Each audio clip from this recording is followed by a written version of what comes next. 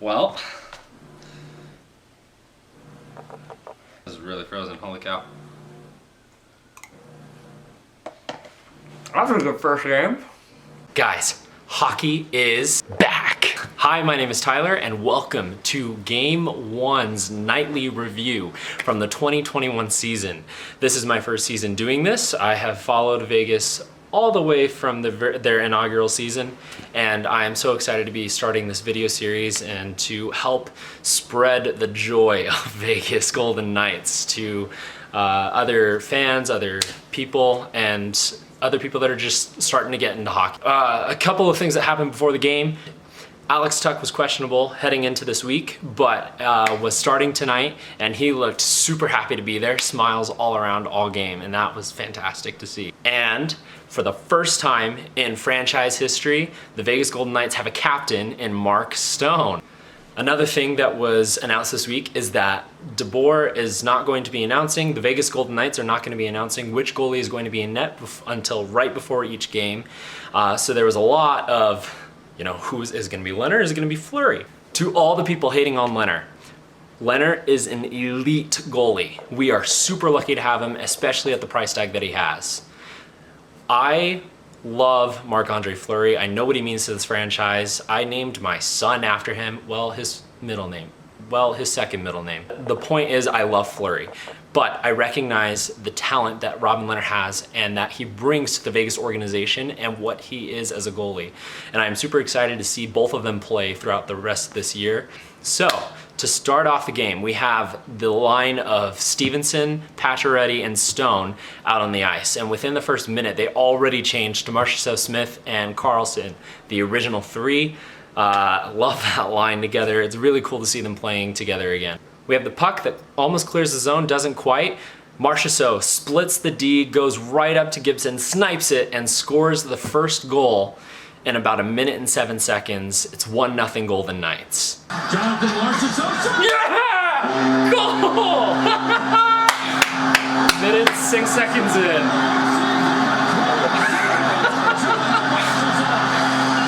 Oh, Jonathan Marchessault. Guys, hockey is back. A couple minutes later, we have Carrier forechecking. He gets it behind the net, over to Reeves, who passes it into the slot to a waiting Nosek, who snipes it, and it's 2-0 Knights. Ooh. Yeah!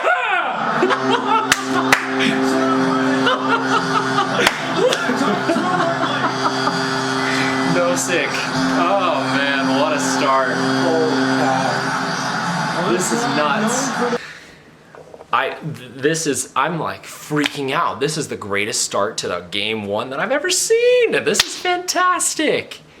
And then Max Comtois happened. And they're trying to center it, score!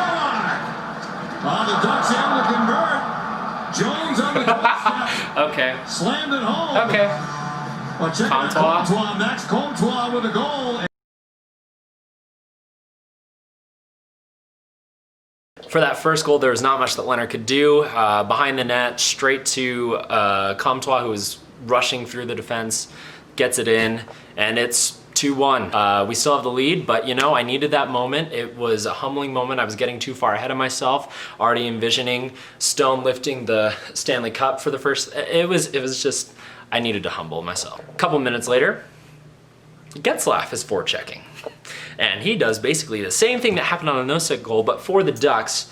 And it looked like Leonard kind of stumbled a little bit when he was trying to make the save for a shot if it had just happened, but he sort of gets back up, gets his glove kind of on it, but it still goes in. Comtois second of the game, and it's a tie game 2-2. Play by Getzlaf. Getzlaf trying to move it in front. Comtois scores! You gotta be kidding me! Come on, Leonard! Comtois from point blank range. He has Comtois with a second. Well, good work by Getzlaf on this. Okay, first of all, John Gibson, amazing goalie. Leonard, amazing goalie. They haven't played hockey in so long in an actual game-like situation. For John Gibson, it's been way long. It's been almost, 10, 11 months? Did I mention that I'm really glad that hockey is back? And you want Leonard to be able to get that, but obviously, puck luck. What can I say?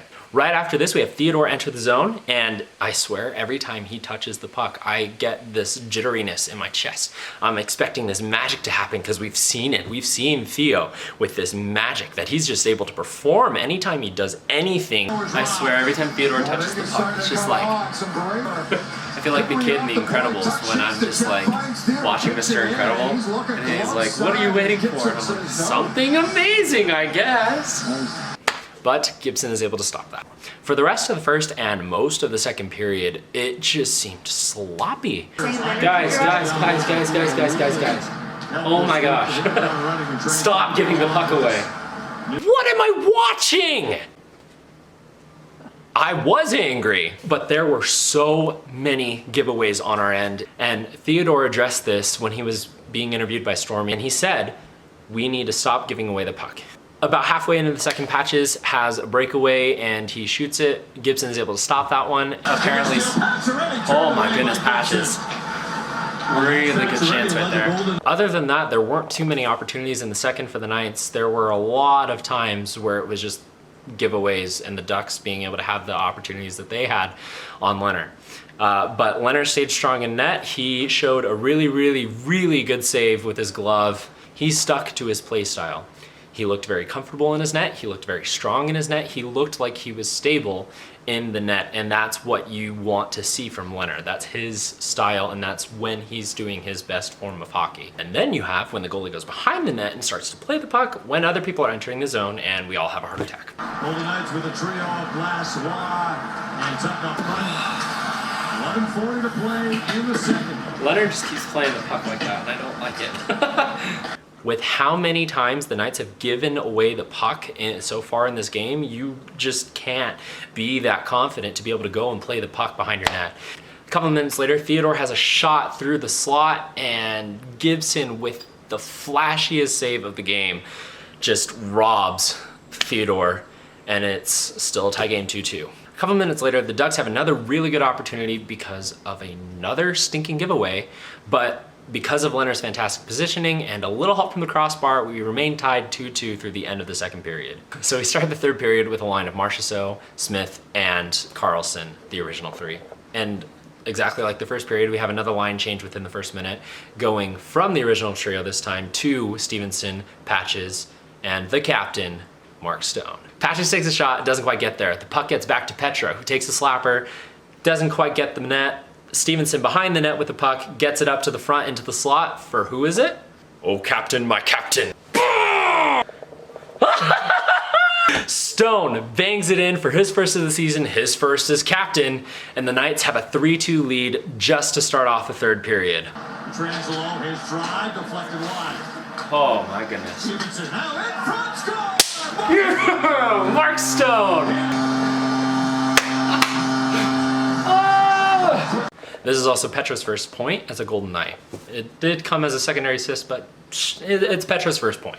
About halfway through the period, Leonard makes another fantastic save, probably his best of the game. About a minute after that save, a Duck shot rounds around the boards. Mark Stone grabs it, just starts speeding up the ice, has a 2-on-1 with Pacioretty, and he gets pushed down. And as he's getting pushed down, he just gets that pass right over to Patches, who shoots it 5-hole. 4-2 Golden Knights, all because of the captain, Mark Stone. And, well, Pacioretty's fantastic shot. Come on. Yes. Patches from Stone. Holy cow. Mark Stone kept with that really well. Holy cow. A couple minutes later, Patches again with another opportunity on a breakaway, just goes for it, and Gibson denies him. Patches had 3 really good opportunities to score this game, capitalizes on one of them. He looked like he had a really solid game, and I'm excited for what he has to do this season. William Karlsson as well has a fantastic opportunity, and this third period really shows what the Knights are capable of. They have fireworks in the offensive zone where if they can get going, the other team is going to be in some serious trouble. With about 3 minutes left, the Ducks pull their goalie, and this is really where we get to see Leonard show his talent and his abilities as he remains sturdy in the net and just makes the Ducks cry, makes them quack. They can't get anything going, and with about 30 seconds left, Glass gets a rebound, passes it up to Wah, gets it up to a streaming Tuck, who was again questionable for this game, bangs in that empty netter, and we have 5-2, which will take us to the end of the game. Overall, things I took away from this game, well, the first 2 periods looked awful on our end. The Knights had so many giveaways and didn't take away the puck at all, and that's always terrifying. I had to remind myself that this was the first game of the season. They hadn't played in an actual game-like scenario since August. Man, hockey in August was weird. And this is their first opportunity to play together as this group. And they haven't had any preseason games. They had training camp for what, a week? And they're getting used to this atmosphere in T-Mobile, where it's still a fantastic place to play, but it is different when we don't have the energy of you guys, of the other Knight fans that are consistently there, being able to help keep momentum.